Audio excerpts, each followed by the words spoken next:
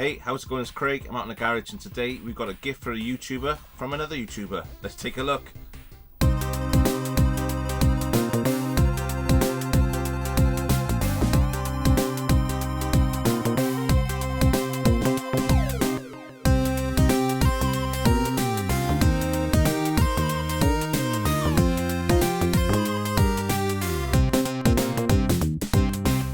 Okay, so a bit of a different video this one. It's a gift from a tuber to another tuber coming through me.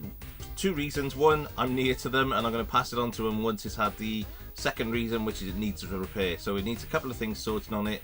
We're going to do those today and then we're going to pass it on to the tuber when I see him next, which is in about a week's time. So I'm going to pass over to Mark from Geordie Slasher Gaming to explain a little bit more about what it is and how we're going to do it. Cool, catch you in a sec. Thanks, Craig. Now, about 24 months ago, I picked up the Dreamcast off eBay for £40, and it was for the sole reason I really wanted to play Blue Stinger and the Evil Dead version that came out on the Dreamcast, because I'd get in the PlayStation 1 and it was just not that good. And being a massive Evil Dead fan, I really wanted to play the better version of that game. It is a better version, but anyway, we're not here to talk about all that. And skip forward to a month ago, I was looking at the Dreamcast on the shelf and I was like, you know, I'm collecting other things at the minute. The Dreamcast just sat there. It's, you know, I couldn't remember the last time I put it on. So I thought I'm going to move it on to someone. I'm going to give it to someone as a gift who's, when I first started doing YouTube, he was one of the first people I got to know. And he's a massive, massive Sega fan. And he's just generally one of the nicest guys I've come across on YouTube. Not like that. That just came out really bad in my head. Oh, should we start again? No, let's keep going. And anyway, that's Steve over at Retro Red Steve. He's just a great guy and he's a massive Sega fan. He's got a great Master System collection. I know he's getting a Saturn very soon. And I thought, you know, this is the perfect person to give this Dreamcast to. So I went to test it all and the disc just wasn't reading. Now, I'm not very technical at all. You know, I've literally never changed a plug in my life. So I thought, who's the perfect man that I know that's in the phone book? Anyway, I sent it down to Craig. I says, look, mate, can you just have a look at this? If you can get it working, can you just give it to Steve? Because I know they live quite local and they meet up and stuff. And Craig, being the good guy he is, of course gets sent down. So I got it sent down, and hopefully Craig has managed to get it working. And hopefully Steve likes the gift that I think he's going to be getting in the next couple of weeks. Anyway, thanks so much, Craig, for having a look at it. Fingers crossed that you get it all working. And if you're watching this, Steve, I hope you enjoy.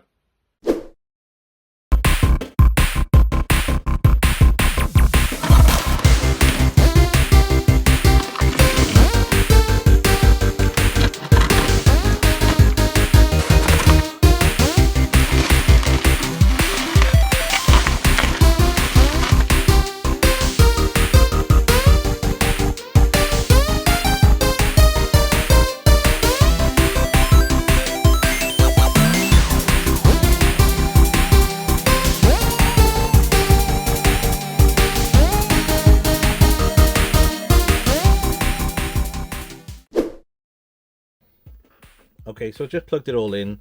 Mark sent everything through with it as well. So it's got a control pad, it's got the power cable, and I connected it using that 3-pin RCA connector into the back of the VMU through a BNC connector. I'm going to power him up. I've still got this little spring. I think that's off the bottom of the power switch, and I think there's a little bit of damage on that as well, which I have to have a look at if it's not going to work properly. But you should be able to power him on anyway.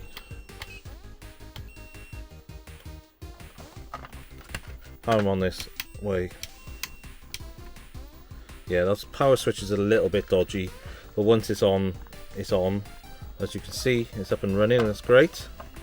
I knew it was going to be a working console. I know that he said when he sent it to me that it just wasn't reading discs, so this seems to be all connected. Is this working? There we go. So control pad's working as well, which is great. I don't know what, I haven't tested all the buttons and things yet, but we can get around things and take a look. Okay, so we haven't got a game disc in there. Settings, the date has gone back to 1998, which suggests that the battery on the board is dead, so if we do anything in a bit on it, we're going to replace that as well. We've got some spare batteries and battery holders here, so we'll get that sorted. Let's test it with a game first of all. So the only game I've got for you on physical media for the Dreamcast is Nightmare Creatures 2. So let's pop that open, pop in the game, see what it does. Okay, so it's spinning. I can hear it trying to read it. Okay, that's not going to read that disc at all, is it? It's just going to spin. Let's open him up and have a look. I can't remember where the button is on this to make it spin without closing the lid on it. Where's the impact? It's at the back, isn't it? Okay, let's take this lid off, see if we can get it to spin without the cover on. The fan's working, which is great. So let's pop that on there, and I think it's that one there.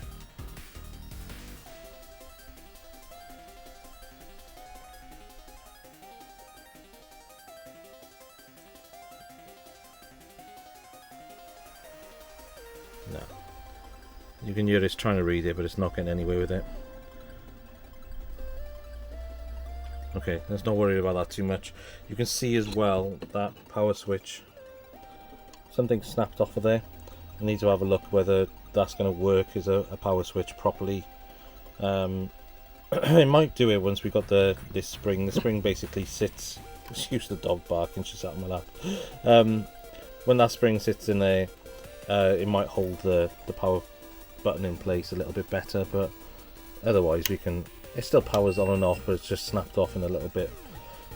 Next thing for us to do really is to take a reading off the back of this laser. So we've done it in videos before, I'm not going to go through it in detail now, but the laser needs slightly adjusting sometimes just to read the discs. They do wear out over time, and there's a little pot adjuster on the back of the laser. I'll film it and things, but I won't go into detail around what I'm doing. I'm just going to get on with it, adjust the laser, take some measurements with the multimeter first of all, adjust it, test it, adjust it, test it until hopefully it starts reading discs. Once it's reading discs, we'll try it with this game, see if it works, give the game a good bit of a blast. Okay, so if we can get the drive up and running, there's a couple of other things I want to do. I want to take this battery out and replace it with a replaceable battery, so we can see that the data is wrong on the system, so this battery's died. In the non-rechargeable ones, they need to be desoldered, taken out. There's a resettable fuse we've got to put onto this as well, but that'll give us the option to just literally like one of your flat batteries that you get in like weighing scales and things. You can just swap them out quite easily once it's in a little caddy holder rather than that soldered in one. So we'll swap that out as well, just so it's holding date and time and everything else. Otherwise, it's looking in really neat condition. The case isn't yellowed. Power supply seems to be working nice. I'm not going to start touching that now that it's just had a power to it. It's still got power into it, because these capacitors could hold quite a charge.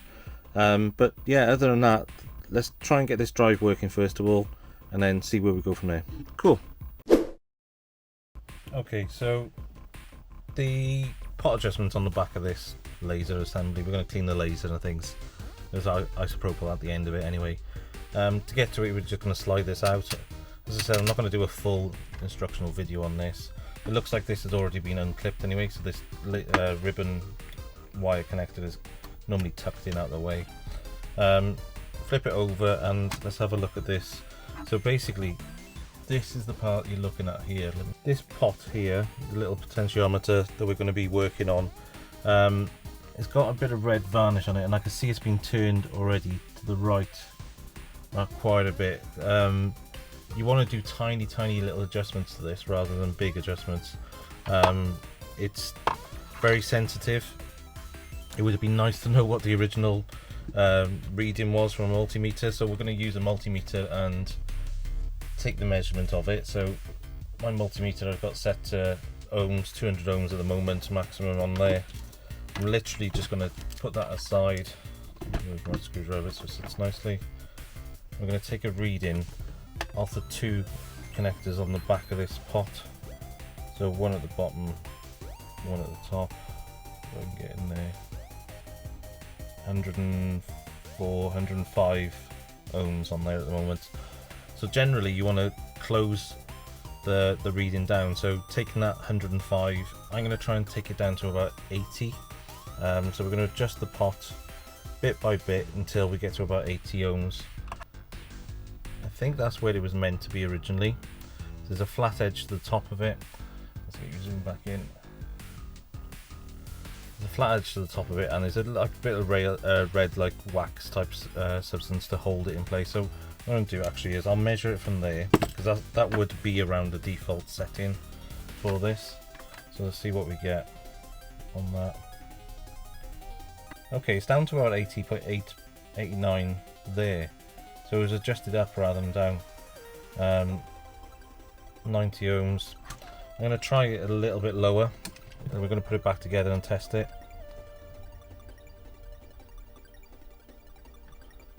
And literally tiny movements on this. You don't want to be twisting that potentiometer screw too far. The next thing to do is literally just connect it back together. We're not going to put the case on, we're just going to try and read the disc with the lid off it, really. So let's give that a go, see if we get anything out of it, and then go from there. Cool. Okay, so quickly connecting back up. Power cable in, AV cable, where do you go there? And control pad in. Okay, it's powering back up. There we go. Definitely could do with a new power switch on this. Okay, so let's put that in.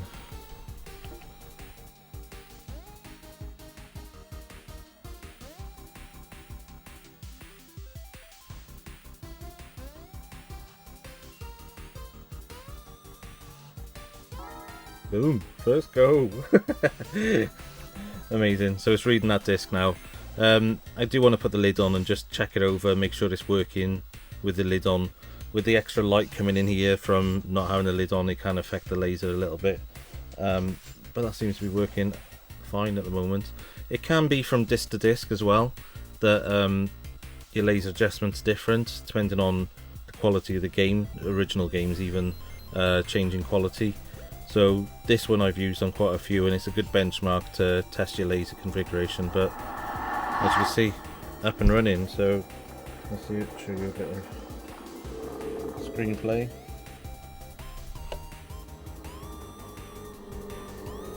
I've never actually played this game. I've had it inside a Dreamcast for years, and I've never actually played it.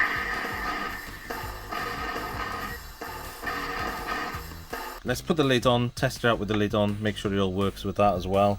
So let's pop that off, get the lid in place. I'm going to have a look at that power button anyway. Is there something else? Oh, we want to do that battery as well, don't we? So let's get this back on, test the laser with everything in place first of all. Let's move you out the way.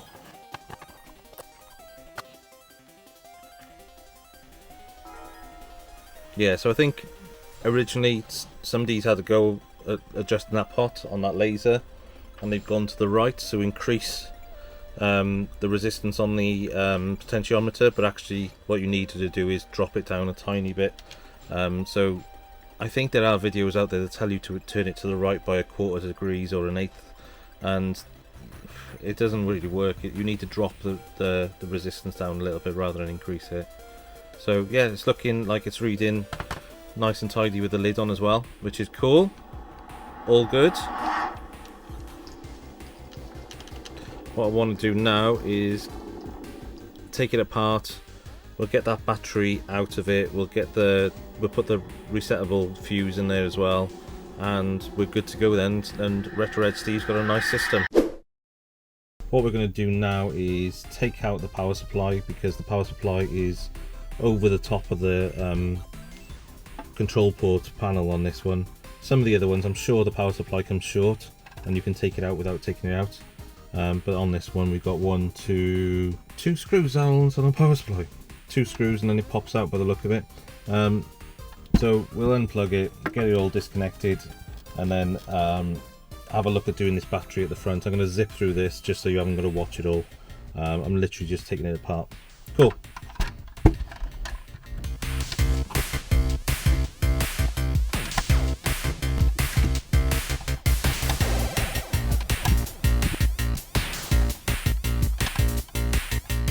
Okay, so the two things we're going to change on this now, let me zoom in a little bit so you can see. So we're going to take out this battery, which is a fixed battery. It's 3 pins on the back of here. Then we're going to take out that fuse 1, which is a resistor in there at the moment. So can take that out, F1. We're going to replace that with a resettable fuse. So I've got a load of these in here. So I bought these in bulk a long time ago. So I've got a load of resettable fuses. I'm going to pop one of them in. I'm going to pop one of these battery holders in as well. And then it takes a certain type of battery. So these are rechargeable batteries, so it charges whilst it's in the systems. Yeah, so I'm not going to go into detail around desoldering and things. You've seen me desolder before. I'm just going to whip that out, get that one out as well, and then we'll solder them in, and then we'll come back in a little bit when my dog stops barking. Cool.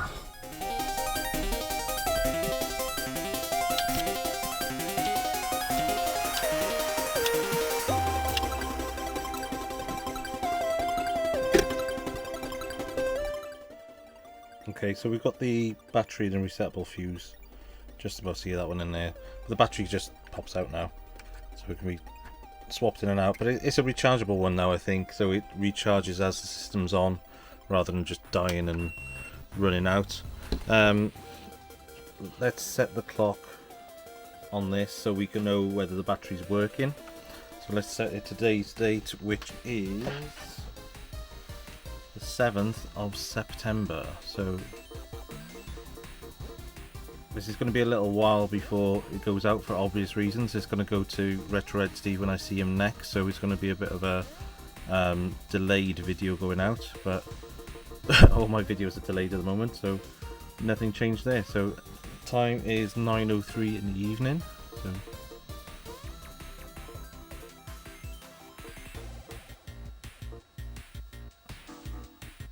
okay, so set the clock. Everything's running up here, so we've got the date and time at the top. I'll leave it run for a little bit just in case that battery does need a little bit of energy into it. Whilst that's running, I will get on with some other things, and then I'll come back in a bit, power this off. I'll change that power switch out as well. I think I've got one around here from my donor Dreamcast system, which I haven't set up yet. So I'll swap that power switch out as well. It means taking that power supply back out, but we'll sort that out. Yeah, and while we got that apart, we'll put it all back together in a little bit and see if it's held the date. Cool.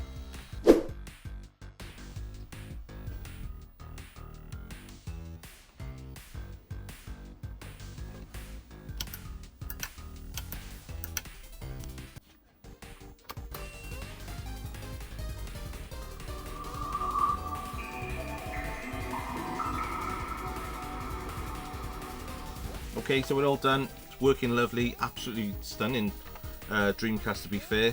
Other than the one little chip that's on the front corner there, it's a really nice looking system. It hasn't yellowed and it's not scratched or anything else. It's a good looking Dreamcast for Steve to have in his collection, which is absolutely amazing of Mark to give it to him. And yeah, absolutely stunning bit of kit. Great console, the Dreamcast.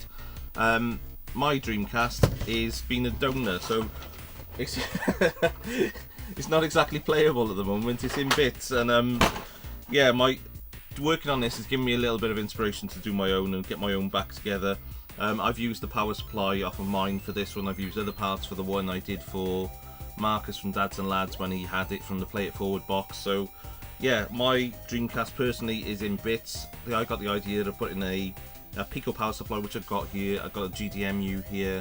So I've got all the parts, I just need to put it all back together and do it. So a little bit of inspiration from working on this one to do my own now. So I'll get that sorted over the next couple of weeks. So I've got a Dreamcast to play on again, because I haven't played on one in ages. This will be going to Steve next week from filming this. So it'll be going to him the day that this video goes out, which is the 18th of September. So today it's the 11th of September, the Saturday before. I'm meeting up with Steve and Matt from Matropolis at Cardiff Anime and Gaming Expo. We'll go to that one. We're going to probably go to Super Tomato, which is a gaming retro shop in Cardiff, and maybe CEX and a couple of other places.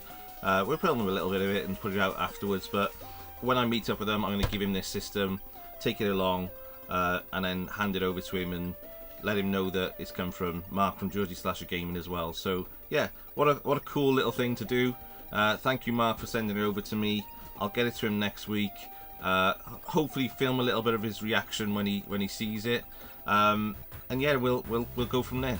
Cool. Thank you for watching. Any questions, anything else, any comments, drop them in the comments down below, and I'll catch you on the next one.